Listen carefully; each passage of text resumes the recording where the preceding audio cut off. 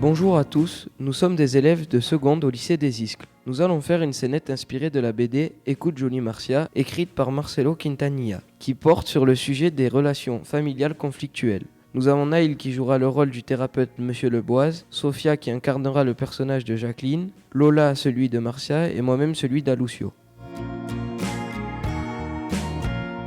Bonjour, je vous remercie d'être venu aujourd'hui. C'est un premier pas vers la réconciliation. Alors je voudrais savoir quel est le problème du point de vue de Monsieur Alucio. Je ne suis que le beau-père, mais je pense que le souci de cette famille, c'est la mauvaise relation entre la mère et la fille. Et vous, qu'en pensez-vous, mesdames? C'est à cause d'Alucio. Absolument tout est de sa faute. Non, elle exagère. Tout n'est pas de la faute d'Alucio. Les problèmes viennent de nous tous dans cette famille. Et puis, elle est celle qui en cause le plus. Mais c'était pas une raison pour me mettre en prison. Enfin, moi j'ai vécu des choses là-bas. À cause de toi. Mais c'était pour ton bien. Et puis, tu étais comme ça même avant la prison. Bon, arrêtez s'il vous plaît. Reprenons. Quels sont les autres soucis? Bah, elle m'oblige à avoir un père alors que j'en veux pas. Mais arrête de te focaliser sur Alucio. Fais quelque chose d'autre. Je sais pas, moi, essaye de te trouver un travail légal. Bah, j'essaie de ramener de l'argent comme je peux, c'est déjà ça. Bon, avant qu'on finisse, j'aimerais au moins savoir pourquoi tu ne m'as pas noté sur la feuille des visites en prison. Tu m'as dit que tu avais oublié, mais on sait, toi et moi, que ce n'est pas la vraie raison. J'avais pas envie de te voir. C'est ta faute si j'étais en prison, c'est ta faute si j'ai vécu des choses horribles là-bas. Tu n'as rien vécu d'horrible là-bas, tu as rencontré l'amour, tu attends même un bébé, alors qu'à cause de toi, Alucio et moi avons été séparés. Tu n'as pas l'air de te rendre compte d'à quel point ça m'a détruite. Il faut trouver un compromis pour la suite de cette famille, sinon elle risque d'être détruite. Ça va être dur, mais je veux y arriver. De mon côté, je suis prêt à faire des efforts. Je pense que vous devez mettre en place une relation de confiance entre vous deux. Marcia, je pense que votre souci, c'est que vous voyez un peu trop vous quand vous étiez jeune en votre fille. C'est ce qui cause autant de conflits entre vous deux. Vous avez aussi un peu trop délaissé Jacqueline quand elle était petite. Je pense qu'afin de renouer les contacts, vous devrez élever le bébé ensemble. Merci à tous de nous avoir écoutés.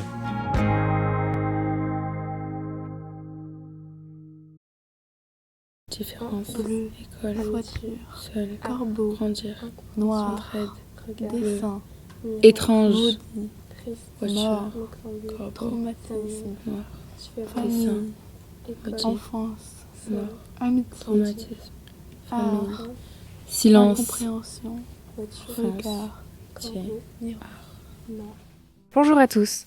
Aujourd'hui, nous allons parler de la bande dessinée Le Spectateur de Théo Grosjean, qui est l'illustrateur ainsi que l'auteur. Il est aussi connu pour avoir écrit d'autres BD tels que L'œil du cyclone ou Elliot au collège. Cette bande dessinée est publiée aux éditions Soleil dans la collection Noctambule. Un noctambule est une personne qui se divertit la nuit. Ce nom exprime l'ambiance du livre.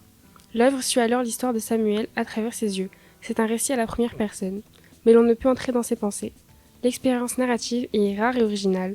L'ambiance de la BD est très sombre, avec une palette de couleurs du noir au vert bleuté seulement. Ces aventures sont alors tout autour d'un sentiment étrange, celui de n'être que le spectateur de sa propre vie, et vivant avec une malédiction. Comme le dit si bien Théo Grosjean avec sa citation, « Vous êtes avec nous sur scène, et pourtant, vous êtes un spectateur ». Cette bande dessinée parle de l'histoire de Samuel, un petit garçon, depuis sa naissance jusqu'à sa mort. Il ne parle pas mais il n'est pas muet.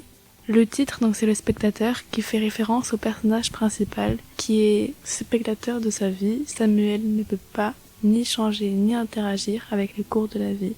On le voit par exemple avec la mort de sa mère ou de son ami. En effet, c'est une histoire qui se différencie des autres. Elle peut paraître assez glauque, il y a une récurrence d'accidents qui vont marquer le jeune garçon, ainsi que des traumatismes autour de la mort. C'est un enfant qui va subir des choses difficiles, comme des problèmes familiaux, et qui va tout exprimer par le dessin. Il ne communique pas avec les mots, il peut parfois être compliqué à comprendre, c'est un enfant qui n'a pas beaucoup d'amis, on y voit aussi une âme d'artiste. Nous avons toutes lu le livre et l'avis général est plutôt bon, donc on a tout aimé, mais le côté glauque dérange certaines personnes. Nous conseillons plutôt ce livre à des adolescents ou à des adultes. C'était notre tour de la lecture sur la bande dessinée Le Spectateur de Théo Grosjean par Lison, Océane et Lucie.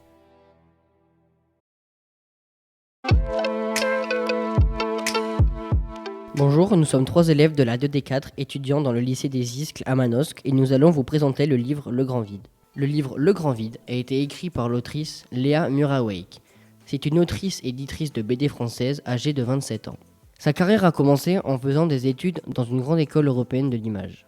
Elle a écrit 3 livres, tous dans le même style que Le Grand Vide. Elle aime particulièrement le graphisme et la typographie. Elle a fait éditer son livre dans la maison d'édition 2024. Cette maison d'édition est spécialisée dans la BD depuis 2010. Elle a été créée par Olivier Braun et Simon Liberman. C'est une maison indépendante qui fait de la BD et de l'exposition. Le Grand Vide est la première BD de Léa Murawijk. Elle a été écrite en 2021 et a obtenu le premier prix de Public France Télévisions 2022. Son idée vient du livre Essai sur l'histoire de la mort en Occident de Philippe Ariès. Pour vous donner un contexte, c'est un monde où tout le monde dépend les uns des autres.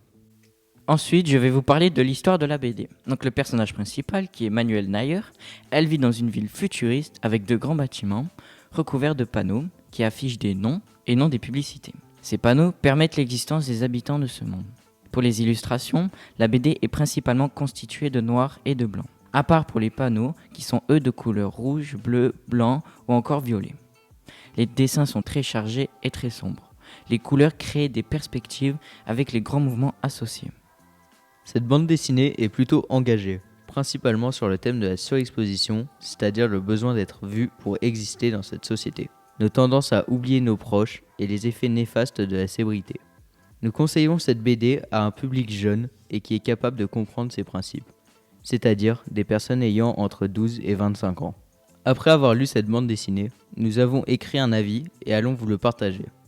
D'abord, pour nos points négatifs, nous avons trouvé qu'avec les dessins et les bulles, nous sommes rapidement perdus et avons du mal à comprendre ce qui se passe à certains moments. Et trouvons aussi que la fin ouverte est un peu frustrante, mais peut-être une suite est à venir.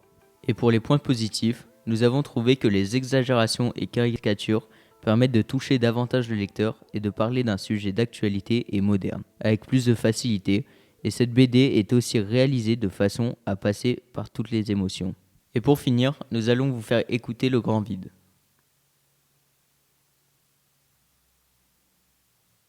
Merci de nous avoir écoutés, c'était la seconde 4.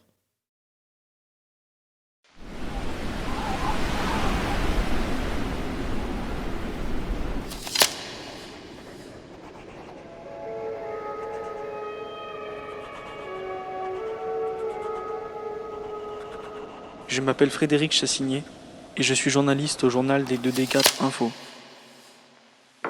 Récemment, en faisant des recherches pour mon prochain article, je suis tombé sur une histoire de disparition très intrigante se passant dans les profondeurs de l'Alaska. De ce fait, j'ai contacté les 3 personnages principaux de ce récit, Freeman, Benedict et Bess. Mais malheureusement, je n'ai pas eu de réponse de Freeman. Benedict, fils de Magnus et Rudd, a fait le tour du monde avant de retourner à sa terre natale, l'Alaska. Bess est originaire de Californie. C'est une femme au passé compliqué qui s'est rendue en Alaska et qui a pris part à cette histoire. Je me rends donc les interviewer. Bénédicte, pour quelle raison avez-vous fait le tour du monde ? Petit, j'étais très proche de mon petit frère Thomas. Nous avions un lien vraiment fort. Mais pour diverses raisons, il a disparu. Je me suis alors mis à sa recherche et j'ai parcouru le monde de fond en comble, me focalisant surtout sur les États-Unis. Et vous, Bess, pourquoi êtes-vous ici ? Comment vous êtes-vous retrouvée en Alaska ? Pourquoi suis-je ici ? En voilà une question. Je voulais juste changer d'air. Vous savez, la Californie, on s'en lasse. Et j'avais quelques affaires à régler. Et puis, je ne suis pas très à l'aise avec mon passé. L'Alaska, pour simplement m'occuper de l'enfant que j'ai rencontré à New York. Racontez-nous la scène lorsque le petit est perdu. Quelles étaient vos réactions ? Vous savez, parfois, on a des petits pressentiments, des pensées qui nous font méfier de ce qui va se passer par la suite. C'est ce que j'ai ressenti à ce moment-là. Je n'ai donc pas hésité, je me suis rendu chez Cole, et là, l'histoire était lancée. Quant à moi, j'étais tout simplement sortie avec l'enfant en pleine tempête. Et en l'espace d'une fraction de seconde, j'ai lâché la main de l'enfant pour refaire mes lacets. Et cela a suffi pour me faire perdre de vue ce que l'on m'avait confié. J'ai alors paniqué et je me suis mise à le chercher dans l'espoir de le retrouver. C'est là que les péripéties ont commencé. C'était notre Pourquoi alors Bess interprétation êtes-vous du sortie roman lors d'un Blizzard blizzard de comme Marie celui-ci ? Vintras, paru aux Pourquoi éditions de l'Olivier. Eh bien, c'est une question à laquelle il aurait fallu répondre avant ces événements. Mais maintenant, il était trop tard pour le regretter. Il fallait juste que je le retrouve. Et vos motivations étaient-elles basées sur les retrouvailles de l'enfant ou alors avec une motivation différente ? Désolé, mais c'est une question à laquelle on ne répondra pas. Tout ce que nous pouvons dire, c'est que l'enfant est très important pour nous, et grâce à vos recherches, vous le savez déjà. Mais qui est cet enfant ? C'était notre interprétation du roman Blizzard de Marie Vintras, paru aux éditions de l'Olivier.